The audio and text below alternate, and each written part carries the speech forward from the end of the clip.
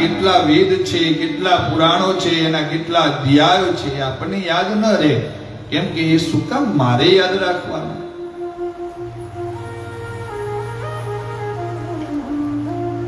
આપણને આ જ અક્ષરો શોર્ટ ટાઈમમાં યાદ રહી જાય.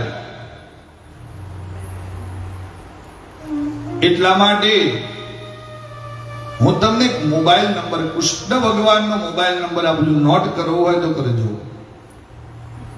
કોનો? કૃષ્ણ ભગવાનનો મોબાઈલ નંબર. વાત થશે તમારી કરવી હોય તો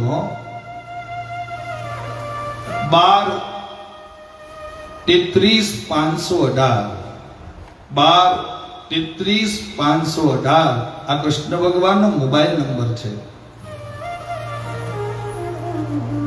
અને એ જ સમયની અંદર આ વાત મેં કથાની અંદર કરી. તે એક ભાઈએ આ નંબર લગાવ્યો, નોટ કર્યો, એડ કર્યો, ઘરે ગયો. 4 દિવસ સુધી આ નંબરને લગાવતો રહ્યો, પણ નંબર લાગ્યો નહીં.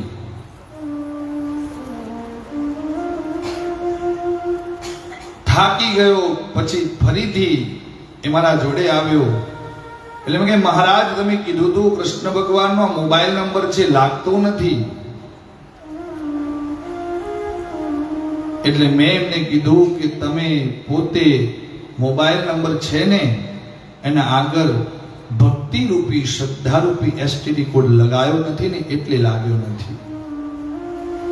જ્યાં ભક્તિ ને શ્રદ્ધા રૂપી એસટીડી કોડ લાગે ને ત્યારે નજીક જઈએ ભગવાનને, પછી મોબાઈલ નંબર લગાવવાની પણ જરૂર નથી. એમને ભગવાનના તન્મય થઈ જઈએ. મારા કૃષ્ણ ભગવાન તમારા લોકલ નહીં હોય, એટલા માટે તમારો એ નંબર લાગ્યો નહીં. એટલા માટે હું તમને એસટીડી કોડ આપું અને એસટીડી કોડ લગાવ્યા પછી આ નંબર લગાવજો, તમને એ નંબર લાગી જશે. આગળ ખાલી 576 શબ્દ લગાવજો. એ 576 છે ને એ એસટીડી નંબર છે. એ એસટીડી કોડ લગાવ્યા પછી તમે જે મેં ઉપરનો નંબર આપ્યો લગાવશો તો ભગવાનના જોડે પહોંચી જશો. આ 12 33 518 શું છે? તો 12 છે એ ભગવાનના આ મહાત્મયના ભાગવતના સ્કંદ છે. 335 અધ્યાયો છે અને પાછળ 18 છે ને એ 18,000 શ્લોક છે. આગળ તમને 576 એસટીડી કોડ આપ્યો ને એ આ ભાગવતના અક્ષરો છે. 5,76,000 આ ભગવાનનો એસટીડી કોડ અને નંબર થયો. આટલું યાદ રાખો ને તો પણ તમને આ સંખ્યા યાદ રહી જાય. અને આ બધું જ આપણને સમજાય, આ બધું જ આપણને આપણા જીવનમાં ઉતરે. એટલા માટે ભાગવતની અંદર આંબો આપ્યો મારા બા. અને આંબો કોણ ગાય, કોને યાદ રહે? તો તમારા જેવા નાના નાના ભજન મંડળો ચાલે છે. એ ભજન મંડળોમાં બહેનો ભાવથી ભગવાનના નજીક પહોંચવા માટે આ ભાગવતનો આંબો ગાતી. અને એ આંબો એ સુંદર રીતે ગાતા. એટલે ભાગવતનું મહાત્મય જો પૂર્ણ સમજવું હોય તો આ ભાગવતના આંબામાંથી આપણને શીખવા મળે. આવો 4-5 પંક્તિ ભાગવતના આંબાની લઈ અને ભગવાનના મહાત્મયને અને આ ભાગવતના આંબાને ઉપર જે બીજ રોપણ થયું છે, જે ફળો આવ્યા છીએ, એ ફળોના આપણે રસમાં તરબોળ થઈ જાય. આંબો અખંડ ભુવનથી ઓતર્યો. આંબો અખંડ ખાવાનું તમારી સાથે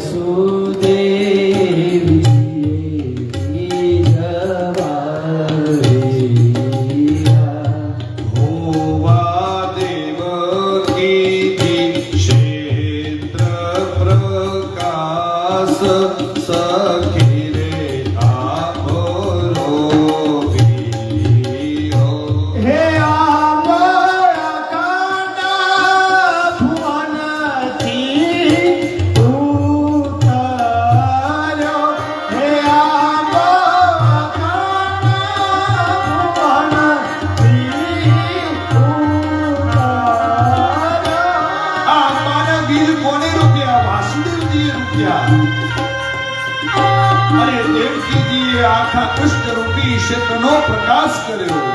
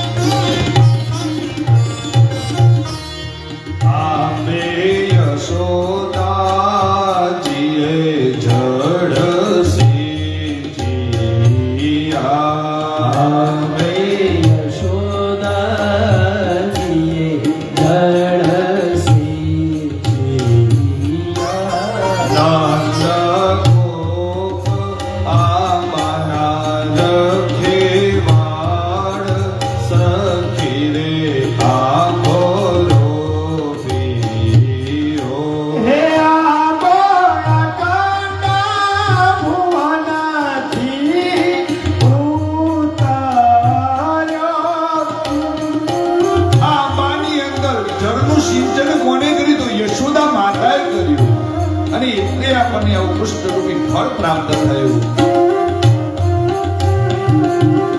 અને આંબાના રખેવાળો નંદ ને ગોપાળો, અને આપણે બધા નંદ ને ગોપાળો છીએ. ભગવાનની પૂજા સેવા કરીએ.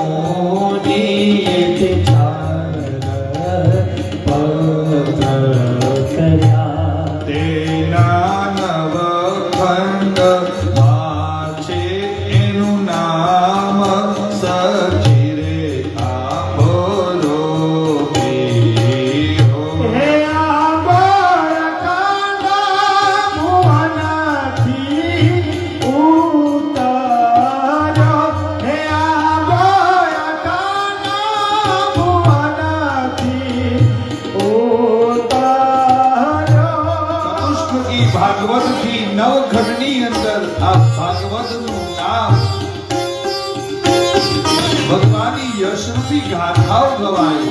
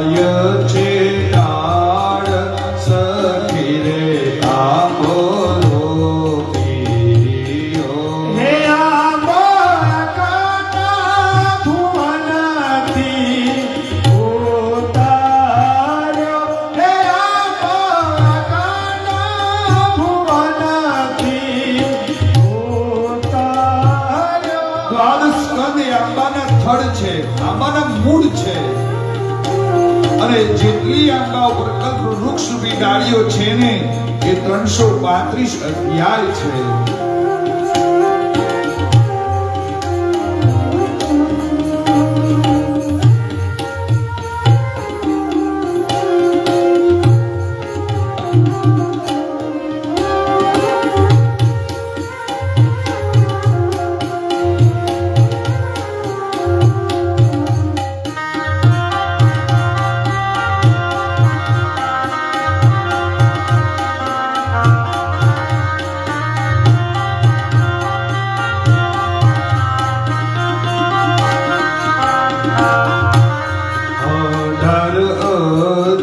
શ્લોકોના આંબે તીર થયા, 18,000 શ્લોકોના આંબે તીર થયા.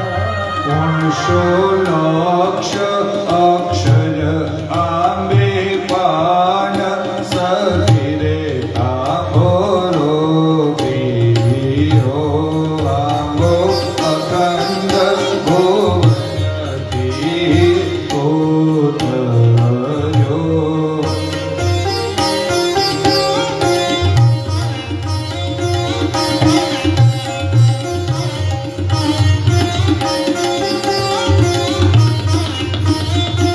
પછી શું કીધું છે આંબાની અંદર? 7 દિવસ માસિક પદ મળ્યું, 7 દિવસમાં શ્રી કૃષ્ણ પદ મળ્યું. જય શ્રી પુરુષોત્તમ અભિરામ સખીરે આંબો પીરો. હે આંબા કાંડા ભુવનથી ઉતાર્યો, હે આંબા કાંડા ભુવનથી ઉતાર્યો. આંબો ગાય શીખી અને સાંભળે એનો પ્રભુ ચરણ કમલમાં વાસ જો. જે આ આંબો રોજ ભગવાનને સંભળાવે ગાય, એને પ્રભુ ચરણ કમલમાં વાસ હજો. ભગવાનના શરણનું આપણને પ્રાપ્ત થાય. જે રોજ આ ભગવાનના આંબાને શ્રવણ કરાવે, સંભળાવે,